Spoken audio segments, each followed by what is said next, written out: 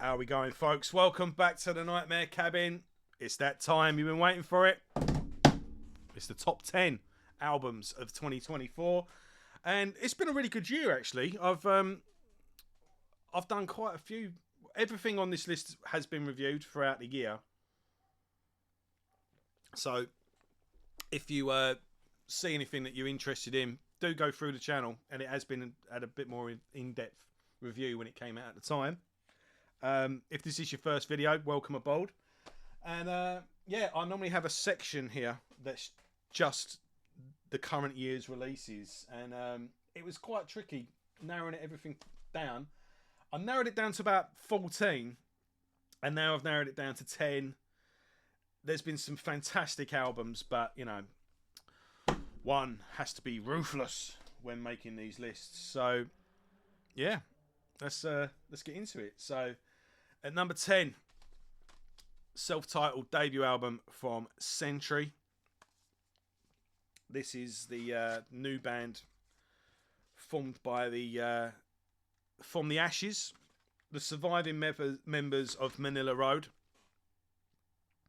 And yeah, what is quite simply, it's just a classic, solid, classic heavy metal album. Think Black Sabbath. Think, you know,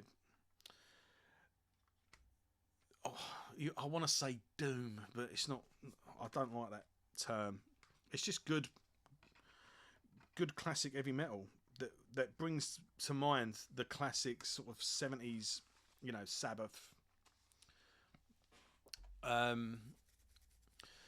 dark brooding tales of sorcery and fantasy and whatnot, Vikings, all that good stuff. It's very much in the spirit of Manila Road, but they've got their own thing going on as well, and they're carving out their own identity. And they played a lot of festivals, and they could have quite easily have got away with just playing a bunch of Manila Road covers, but they didn't. They just played this album in full. So they're making a statement, really. The this particular edition as well comes with a bonus track of a Candlemass cover. So I think Candlemass as well, another influence. Yeah, think Manila Road, think Sabbath, think Candlemass, so on and so forth. Just good, classic, proper heavy metal done the traditional way, and just a really good, enjoyable album. The last track, Funeral, is a real fitting tribute to Mark the Shark Shelton, God rest his soul, and his boys have done him proud here. So moving on, number 9 is Exalder with Defectum Omnium. I was a little sceptical of this album at first. I loved their previous album, and with what's his name, Carl Thomas, sort of taking the helm now as the only original member. Although one exciting thing was that Pat O'Brien had joined the band, ex-Cannibal Corpse, after his little accident, and I was like, well, Pat, I'm excited to hear Pat O'Brien again, and you know, the last album was really good, but I'm missing what's the previous guitarist's name? I'm losing me marbles here. Vinny Labella. I thought he is a real. There was just something about his guitar that he had his own style, and I think he was missed, and he is kind of missed on this. But what this current lineup have put together more than made up for it, and yeah. So this is like the new era of Exalder, but you know, you've got 12 tracks here, and this is it's a nice thick book. It's a solid, diverse collection of songs, and a lot of stuff's going on it, but it all flows nicely as well, and it's just a really good, solid album. And yeah, it definitely grew on me. I was skeptical to begin with, but I was yeah, it was a grower, this one. Really enjoyed it. So that, yeah, Exalder with Defectum Omnium. Omnium. I'm not saying that drunk. So that one, the one with the skull on it, the one with the dark angel on it. Next up, Mort Scold with Creation Undone. Big fan of Mort Scold. I mean, I'm good friends with David Greger now. As you can see, my edition is signed. I saw the band live just a few weeks ago, finally, and it was great meeting David and the guys. But yeah, with David, it was a long time coming. He's been on the show a bunch of times. Obviously, I did the interview with it. You know, we first met when I was doing the liner notes for the Surface reissue on Repulsive Echo Records. But I've stayed in touch ever since, and you know, every new album, I think, just adds to the legacy of Mort Scold. And this is no different. You know, my favourite song in here is Oblivion. It's just got that dark lead on it that's just fantastic. I haven't given any favourite songs on this, have I? I would say Valkyries, Raise the Hammers is my favourite on that one. And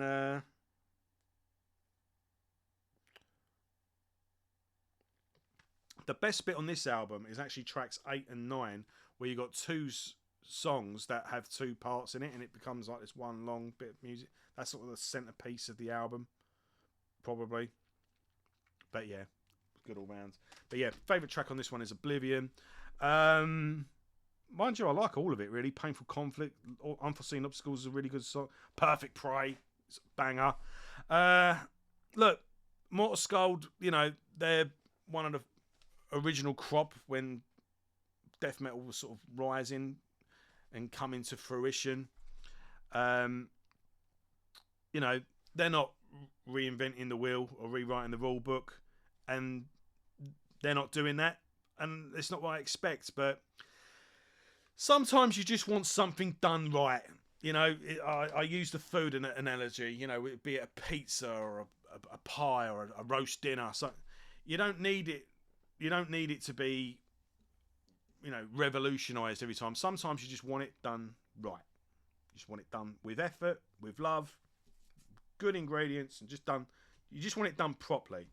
And Mortal Scold do the classic, traditional style of death metal in that classic, traditional way. Done properly. Done with know-how. Done with experience. And there was a bit of controversy at the time about the artwork, because apparently it's AI. Get a fucking life is the answer there. And yeah, Mortal Scold. Creation Undone. Awesome. Now this next album, this came out of nowhere. Wasn't expecting it. And I did even see when it was released. I was like, oh, cool. Not sure, because this band was one of those one and done albums. They did do a second album later on, but it wasn't actually released properly at the time, and it kind of came out later. And yeah, but yeah, here they are, relaunched. And generally speaking, when a band reboots itself, there's always like, oh, it's not going to be the same, it's going to be a thing. But I've had to eat my words many a times.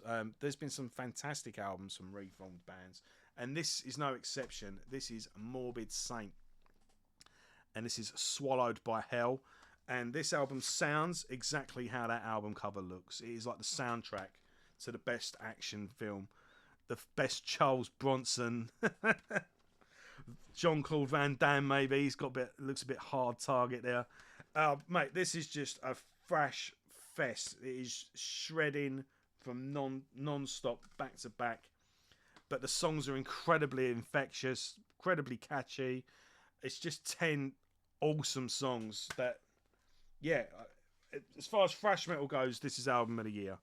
And, you know, it harkens back to the old days, but again, like Mortal Scold, it's just done properly, done classically.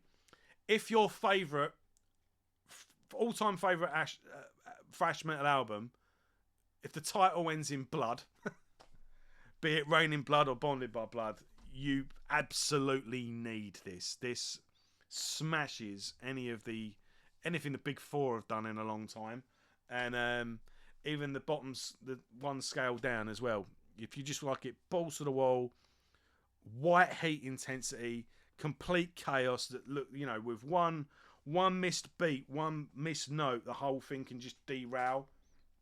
This is what you want. This is just utter mayhem, and just absolute fun as well. So, right, next up, classics. Judas Priest, Invincible Shield. Saw them on earlier this year as well on this tour.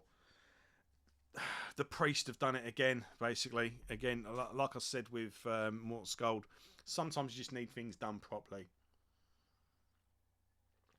And I think Judas Priest have been on a winning streak, really, with their last, 3 or so albums.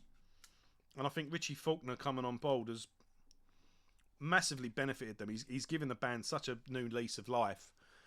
And I really liked Redeemer of Souls, although I did think it could have been a bit shorter. I think there was a few, it could have been 2 or 3 songs trimmed off it, but it had been a long time since any album had come out, and it was just nice just to have an album from them at all, really. Firepower was a new classic, and I think this just carried on where it left off. And again, all the elements of Judas Priest combined just to make one fantastic collection of songs. Panic Attack, Serpent and the King, Invincible Shield, Devil in Disguise, brilliant. Gates of Hell. I mean, I love, obviously, Crown of Horns. Trial by Fire is another fantastic song. This one has 3 bonus tracks as well. It's just a glorious piece of heavy metal. A fantastic piece of work, really. And, in terms of, like, your traditional, if if Morbid Saint is the thrash metal album of the year, this is probably, I don't know, actually. Wait for that. This is up there. Let's put it that way. But a glorious slice of traditional heavy metal. But another glorious slice of traditional heavy metal is Flood with Ripped into Exile. This is formed by original members of the band Tourniquet. Is this traditional metal? I suppose it is now. What would you consider Megadeth? Think Megadeth at their most technically proficient. So think Rust in Peace era of Megadeth in terms of like just But they do mix. It's all for a point. It's not complex and technical wizardry for the sake of it. It all serves the song. And the songs are memorable and have a point, and they're just well-crafted songs. A bit like Judas Priest in a way, when they kind of went to, they kind of adopted thrash into their sound from Painkiller onwards. But yeah, fantastic songs, amazing musicianship, fantastic melodies and solos, great vocals as well. There's a Christian message in there. They're a Christian band, so that Tourniquet is a classic Christian band. But and for many, obviously Tourniquet are finished now, where Ted is no longer with us. And this is they've kind of picked up the baton, really. And where it's members of the first 3 albums, so that's considered generally the classic era of the band. It's like it's picked up where that's left off and filled that Tourniquet hole in people's lives. And they did another album just last year. So, you've got 2 back-to-back phenomenal albums. And, it is... I put the wrong one away, didn't I? Classic heavy metal in a kind of Megadeth and kind of Queensryche kind of way. Take the first 3 Queensryche albums, but with the technical wizardry of peak Megadeth, and you kind of in the middle somewhere get Flood. Awesome stuff. Imagine if Jeff Tate sang on Rust in Peace. There you go. Really good album. And I think a lot of people probably might have overlooked that one. Right, now things get hard now. These next 4 albums are death metal albums. It wasn't by design. The best is the best. I didn't have a particular preference, and I listened to whatever's good. So I didn't mean for the top 4 to be death metal albums, but mind you, not one of them, not quite death metal, but we'll get to that. Let's say the next 3 albums and without shadow of a doubt, death metal. Now these next four albums are masterpieces, and I think in terms of death metal, these albums are going to be pushing death metal forward, and they're going to be standards. These are the standards to hold yourself to. If you're in a death metal band and you're creating an album and you're looking to push the genre forward, these are standard setters going forward. Like, you've got the classics behind us, your Altars of Madness, your Death Leprosy or Death Symbolic or your Cannibal Corpses or whatever your classic albums are, Dark Seas of Vengeance, all that good stuff. Yes, they're the standards from that time. Moving forward, new standards are being set today, and these albums are doing that. These are masterpieces, and either of these next 4 albums could have been number 1. There's a minute difference between the 4, and it's literally maybe just like a song that's decided. Anyway, let's get on to it. So number 4, Vitual, Suffer. What is this one called? Suffer and Become. And the title for this, I think, is quite a thing, because the band basically just pushed themselves to the absolute limit in order to, you know, become the musicians that they are. I'm really lucky. I discovered Vitual quite early on, before they had an album out, and I think I got their first EP, and I've followed them ever since. And I saw them opening for Hate Eternal and Nile a few years back. And there's just been something about this band that I've always liked. And yeah, if you like Hate Eternal, Nile did a great album this year, by the way, and it's a phenomenal album. But yeah, again, one has to be ruthless with these. But yeah, the potential's always been there. They've done, yeah, one. Yeah, oh, here they are. That was a fantastic EP. What was this? Pain with the Fire Their Death. And then, yeah, To Bathe in the Throat of Cowardice was a phenomenal debut album. But the band have become the band they're meant to be on this release, and they've just absolutely pushed in terms of musicianships. The opening track, Shame and its Afterbirth, is just phenomenal, and it builds up to that solo at the end. It all just comes together. There's a really good.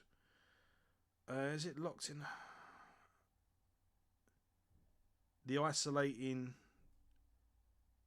The writing on this is really weird. There's a really good sort of instrumental track, like a real peaceful. Yeah, it must be. I can't remember what the song's called now. You'll know it when you get to it. It's about 3 or 4 songs in, and it's just really nice, sort of ambient, sort of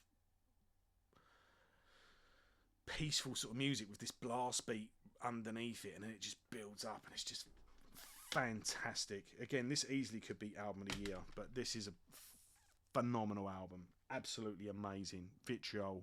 This band are going places, folks. Definitely one to watch. Number 3. Another phenomenal band from Russia. This is Disgrace with Revoltality. Yeah, I got it in the end. It's easy for you to say. Again, this is a band with a phenomenal back catalogue. I think they're about 5 or 6 albums in now. And they've just got that perfect blend of death metal with melody, sort of technical, odd song structures, but they keep... It's not technical wizardry for the sake of it. It's all interesting. It all serves the songs. They've got like cool science fiction themes of the lyrics. You get a bit of clean vocals on this as well. Good bit of melody when needed. You only get 6 songs on this, but they're all like 6 or 7, 8 minutes long. What is it? The Fault of Pure Revolt is my favourite on this. 7 songs, sorry. You know, when I get, you know, my all-time favourite 2 metal albums, as regular viewers know, it's head to head. Master of Puppets by Metallica and Symbolic by Death. And when I get Symbolic vibes, I don't use that term lightly, but this is the terms I get. I love, you know, this is peak Death in the Symbolic era, peak monstrosity, you know, bands like that, where again they're pushing death metal forward and they're mixing, you know, technical song structures, like progressive song structures and melody, and but it all just adds to the texture of the song and makes it even heavier.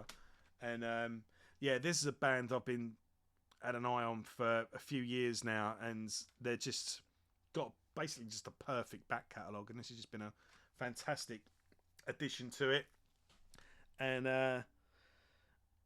yeah, and it was a nice surprise as well when they announced that they were doing a new album, because it wasn't something I was expecting. So yeah, Grace Disgraced, phenomenal band. Check them out. Like I say, all of these albums have been reviewed, so go through the channel and check out a more in-depth review if you're interested in any of them. Number 2, you know it was going to be Blood Incantation with Absolute Elsewhere.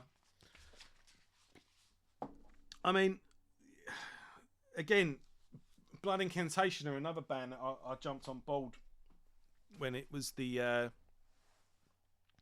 the first album come out, and again, there was just always something special about them. But they kind of tapped into, when I was getting symbolic vibes from Grace Disgraced, I was getting Morbid Angel, sort of Formula's Fatal to the Flesh era vibes as well. Like they were pushing beyond. There was always something a bit special with them, and they take, Trey Ascafov's out there mind state on albums like Formula's Fatal to the Flesh, and then mixing in, the classic prog rock albums and ambient synthesizer albums as well. And they take, the geekiest side of music, really. Yeah, take, Yes, Genesis, King Crimson, then Tangerine Dream, Kraftwerk, Jean-Michel Jarre, something like that, with your classic Nile, Morbid Angel, death metal, and it all just mixes together. And Stargate, I mean, this is basically just 2 songs that are 20 minutes long each, but these 2 songs are also split into 3 parts, so you get 6 tracks, but it's basically 2 songs. But the message is part 1 of the message is just absolutely phenomenal. When it starts off, it kind of reminds me, I said this on the review at the time, but it kind of reminded me of like a post-hardcore track that you would get on like Trustkill records back in the early 2000s.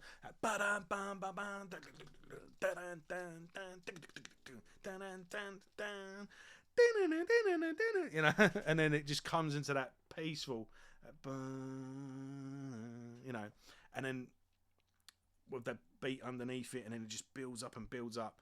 And then I think the 2-minute mark to about 3 minutes, about 2 minutes to 3 minutes 20, that amazing solo. And then part 2, it goes all synthesizing and ambient and weird, and it comes full circle again. And it's just the band have got a bit of a backlash as well, but a band that's getting as big as Blood Incantation is always going to get that. And it looks how the album cover, it sounds how that album cover looks. It's a song, it's an album just to put the headphones on and just escape. And it's a brilliant, it's a great album, and they're a great band. They're really not, the backlash is quite amusing to watch, because what do you want from them? It's they're doing what they're setting out to do. They've achieved what they've set out to do. So yeah, I don't get it, but I like them. And Absolute Elsewhere is going to be considered a classic 20 years from now, whether you like it or not. So right, we've reached the top of the mountain. Number 1, you ready? This is the Deceivers by Doff. Again, this was a little bit of a long, I knew this was coming eventually. There was signs of activity coming up, and Doff have always been a band. They did 3 fantastic albums, and I just don't think the industry or the audiences quite knew what to do with them at the time. They're a little bit ahead of their time, maybe. Again, this isn't really death metal, but there's death metal in the mix. This is something. They've always been hard to pinpoint, but that's their greatest strength. But again, the industry just never really knows what to do with them. But their first initial run, for whatever reason, they didn't quite get where they should have got, and those 3 albums just sat on the shelf and just sat quite nicely in the underrated folder. And I've been banging a drum for a couple of years. I did a retrospective video on them a while back, and yeah, this masterpiece was released this year. The band relaunched. I had the pleasure of interviewing Eyal I can never pronounce his name. I do apologise. I've struggled at the time as well. Eyal Levy, and that was a good interview as well. And we really got into it, of what this album entailed. And the best way to describe this album is, if all these other albums are like works of art, this is like a work of architecture. It's like a cathedral, or like a doorway with a sculpture around it. This is like looking at a piece of architecture that's got sculptures all around it, which looks kind of basic and kind of thingy at the beginning, and you're like, yeah, that's a structure, that's a cathedral, or that's a church, or it's a statue of some sort. But the more you look at it, the more details come out at you, and the more and once you notice that little bit, you then notice this little bit, and you focus more on it, and you realise how detailed it is. And this is kind of how this is. It's kind of like a straightforward kind of death metal kind of groove with a bit of industrial, with a bit of this and a bit of that, and there's orchestrations, and yeah, it's all well and good, blast beats, screaming, yeah, good. But no. On repeated listens, there's these little details, these little bits, little licks, little things here and there that just more and more just come to the surface on subsequent listens. And it's the album the band I knew were always capable of making. The band have finally become what those 3 albums always pointed towards. And yeah, I feel very fortunate that this album's come out. As with all of these albums, and these last 4, Grace, Disgraced, Vitual, and Blood Incantation, these are the albums that, in my mind, are setting the standards, moving metal forward. And yeah, it's so good to see this band back, finally doing what they should always have been doing. Favourite songs? I would say the last 2, back to back, Deserving Into the Grave and Into Forgotten Dirt, is, and early on in the band, they had a keyboard player, and there was orchestration, and there was like a little bit of piano. It was kind of gothic in a kind of haunted haunted mansion kind of way. It was there, but it's been totally utilised and perfected, and it mixes in with the metal side of it. Like, yeah, they've just mastered it this time, in the way sort of Dimmu Borgir do, but not as cheesy, And it's just phenomenal. The band should be touring with like massive names, so they deserve to be massive. So, yeah. That's my 2 pence worth. That's my top 10. Let me know yours in the comments. That's it for now until the new year. I've got loads of retrospectives I want to do. We're going to be doing a new series, me and Luke of Maidencast. We're going to be doing a new band. There'll be a couple of Maidencast episodes as well at some point, I would have thought. Yeah. I'll see you in January, basically. I'll say I've had a fantastic Christmas. I wish you all a happy, healthy and prosperous new year. Thank you, everyone. This has been a great year for the channel. We've built the subscribers. I'm aiming next year to get over that 1,000 threshold. Thank you for your comments, your likes, for watching, joining in the discussion. I'm seeing a lot of regular names, and, we've got a good little thing going back and forth. And yeah, thank you for your support. And yeah, let's carry on, shall we? We've got a good thing going. So, all the best, everyone. Take care. Thank you.